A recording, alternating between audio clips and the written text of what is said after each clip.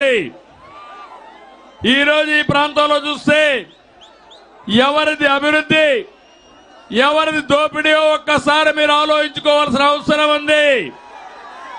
దీనికి ఒకే ఒక ఉదాహరణ చెప్తున్నా.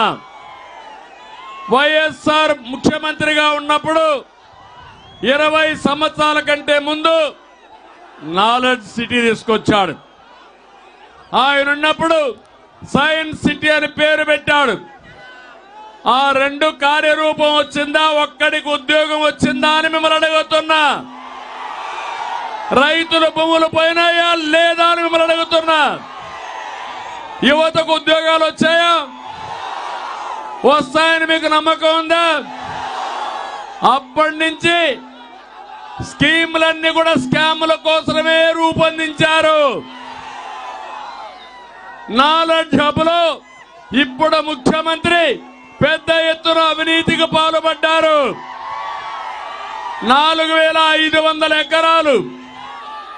ఒక్క తమ్ముడికి ఉద్యోగం లేదు, ఒక్క కంపెనీ లేదు. నాలెడ్జ్ హబ్ అన్నారు, హబ్బు లేదు, కడకు పబ్బు కూడా లేదు.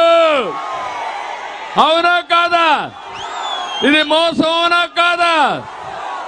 తమిళ్ళు అది అయితే అది సిక్కైపోయింది. కరప్షన్ లో ఈడీ అటాచ్మెంట్ చేశారు. మొత్తం వివాదాల్లో ఇరికిపోయింది.